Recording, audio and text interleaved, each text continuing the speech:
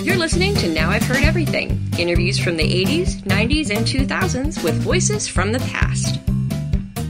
Even though there's a consensus on how we should be eating, we're still getting fatter, sicker, achier, more depressed than ever. South Beach Diet, Dr. Arthur Agatston, today on Now I've Heard Everything. I'm Bill Thompson.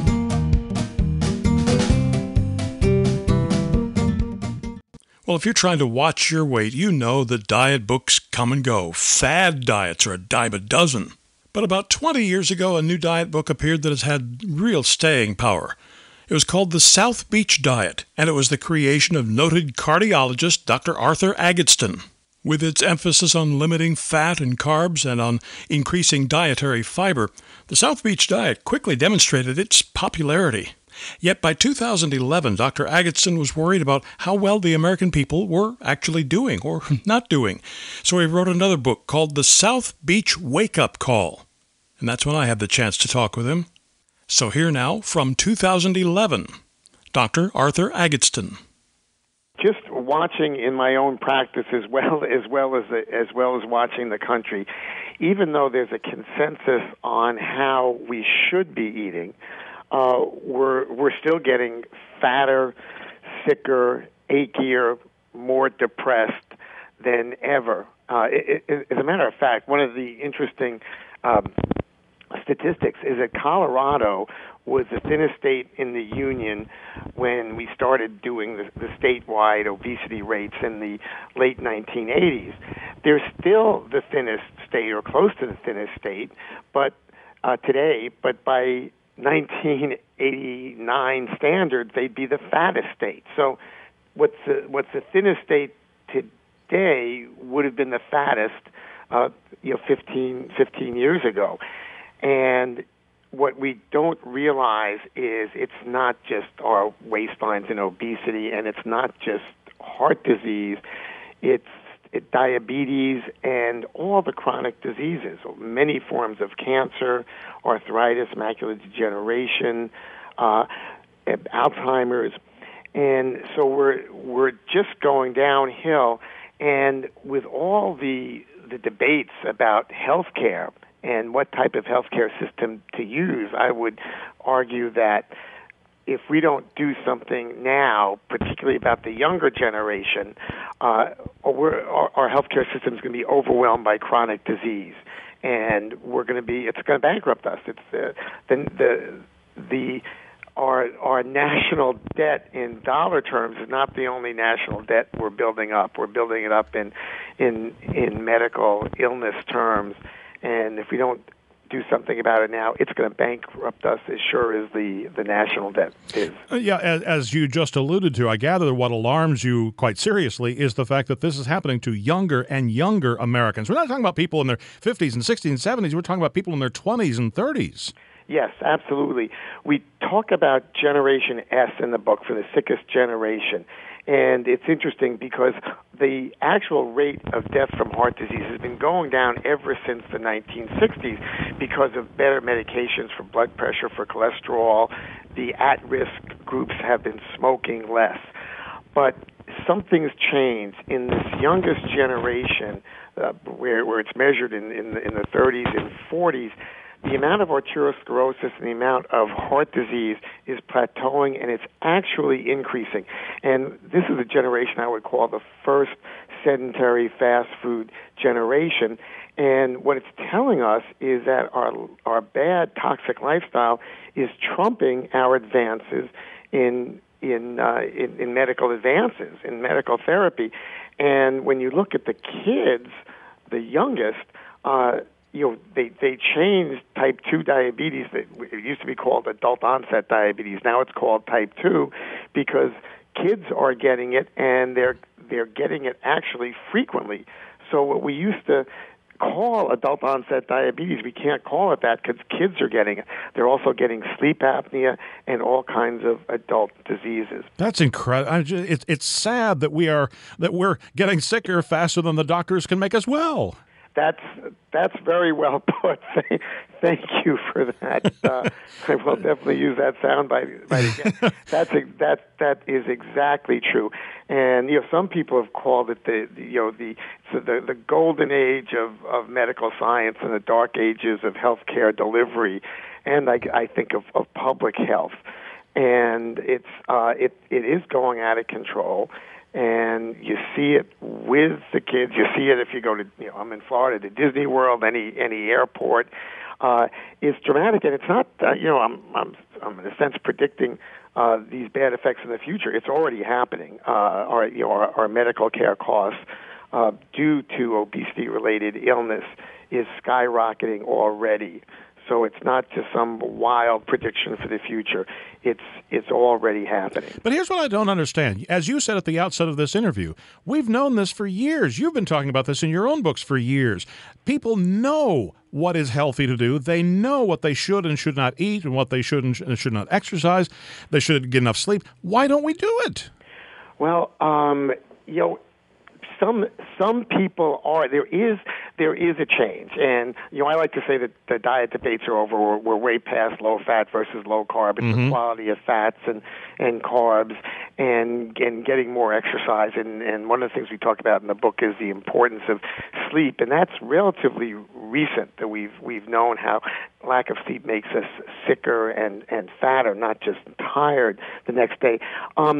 Now there is when you see. I mean, now you see more and more. There are whole grains advertised on TV. There's stores like Whole Foods are getting popular, and in the book we talk about the super moms. A lot of young, educated moms are bringing up their kids healthy and very successfully. And we did our school study called the HOPS trial, Healthy Options in Public Schools, that we talk about in the book. And we had kids gain less weight. They had lower blood pressures. They actually did better on standardized school tests, the FCATs.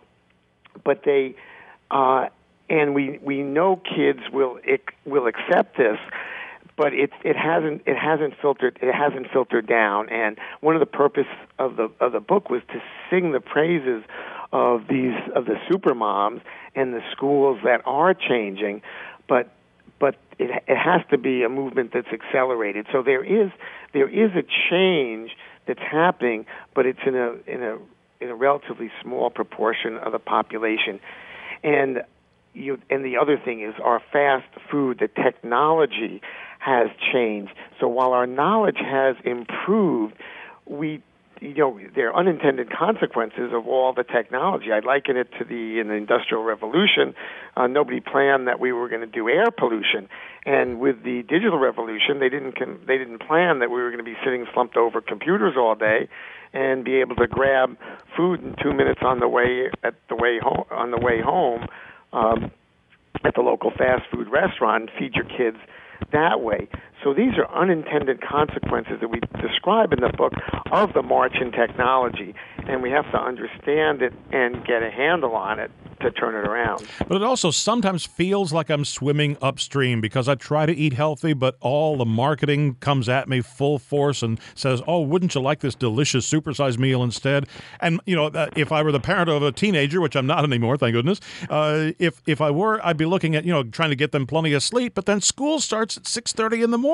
I mean, how do you swim upstream successfully? We talk about that in the schools, and I'm a fan of Jamie Oliver, who really changed things in England, but it was one school system.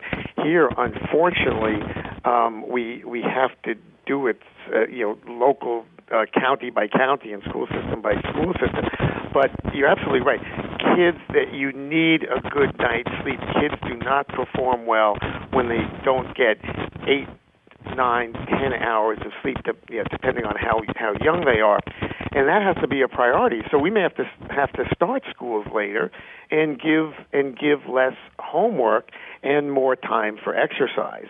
Those are relatively simple things, and that we talk about in the book that the young moms, and I don't mean to be sexist, but it's generally the moms who take care of the health of the family, and that have to really get their school systems to make these changes for sleep, for exercise.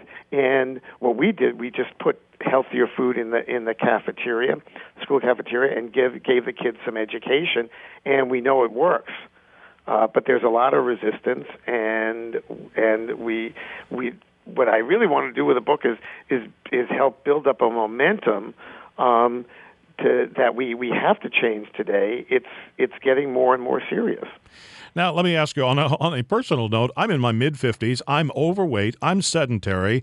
I don't get enough sleep. I'm basically your poster child, except I'm not exactly in the demographics that you're aiming for here. Am I a lost cause? Is it too late for me? No, not at all. Now, when one thing we talk about the book is that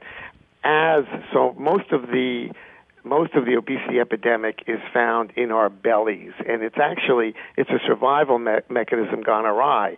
Early man, there was a big survival advantage if you could store fat in your belly during feasts, so you could survive the famine. And if there's no famine, the belly gets bigger and bigger, and it's literally, as we describe, it's a toxic chemical factory, and it's giving our normal organs a bath of chemicals coming out of our fat belly cells every day, and it's hurting all our organs.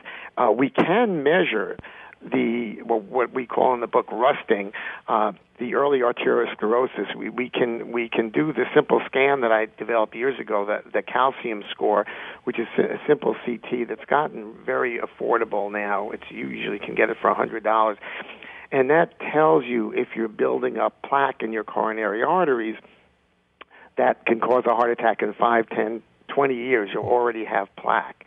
And you can look at your carotid arteries, and one of the interesting things is even our kids, our teenage kids often have carotid arteries that are as thick as 40 or 50-year-olds. Oh. But for you in your 50s, you should see a preventive physician, ideally a preventive cardiologist. Get some of these tests to see where you are.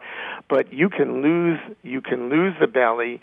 You can increase your energy level. You have to find ways, and we talk about this in the book, to put exercise into your daily activities, not just at the end of the day. It's something we call the health chair debate, that the problem is just not that we're not exercising in the morning or in the evening, but that our jobs have become so much more sedentary that we can do everything from our desks, from our shopping to our work. Isn't that ironic? Isn't that ironic that our parents and grandparents said, you know what, I want you to have a good job indoors where it's nice and clean and air conditioned. You don't have to work out in the factory like me and work so hard. And it's killing us. It's absolutely killing us, and the risk of sitting over a computer all day is the same as the risk of not getting enough sleep, not exercising at the end of the day. You just can't sit all day. One of the things we talk about is the desk treadmill developed by Jim Levine up at the Mayo Clinic, where it's a very slow moving treadmill. And the desk is you're standing, you're actually walking, so the desk is high. And I actually know some people who are using it successfully. You're walking about 1 mile per hour, but instead of just sitting slumped, which is very bad for our posture as well as for our weight. And when we're talking on the phone, we should be. We should be walking back and forth, sort of pacing. Well, I guess it doesn't count that while we've been talking, I've been twirling in my chair. Well, twirling is better than sitting in one spot. If you twirl a little bit more, that'll be good. There you go. We really, in the book, there's another area on gluten, the type of wheat that we're consuming today, and gluten is a protein in wheat, is different than it was 50 years ago, and we talk about the South Beach gluten solution, where just getting away from wheat is going to make a lot of people feel better. And we have a lot of good strategies in the book. We tell the whys, which I think we explained very well, but also what you can do for yourself, your family, and your community. And we really want to get a lot of activists out there, making positive changes. Dr. Arthur Agatston is Medical Director of Wellness and Prevention at Baptist Health South Florida, and he practices at South Beach Preventive Cardiology. Now, you can get a copy of the South Beach Wake-Up Call by Dr. Arthur Agatston by tapping on the link in our show notes or by going to our website, heardeverything.com. We may earn an Amazon commission if you make a purchase. Heardeverything.com is also where you'll hear my 1992 interview with weight loss guru Jenny Craig. People are always asking me, do you diet? I really don't diet. I eat everything I want, but I've learned to eat the things that are healthful. And while we're talking about fitness, don't miss my 1995 interview with Tammy Lee Webb. America is fat because we have convenience. Convenient banking, convenient foot shopping, convenient this, convenient that. So I try and cover all angles. And of course, we post new episodes of Now I've Heard Everything every Monday, Wednesday, and Friday. And you can find us anywhere you listen to podcasts. And thank you so much for listening. Next time on Now I've Heard Everything, we'll revisit my 2007 interview with an author whose books, for a while, were more popular than J.K. Rowling's. Twilight series author Stephenie Meyer. I had never seen a vampire movie. I don't read vampire books, so it was really easy to do something different because I didn't know what the normal was. For me, they're a lot closer related to superheroes. That's more what I was into. That's next time on Now I've Heard Everything. I'm Bill Thompson.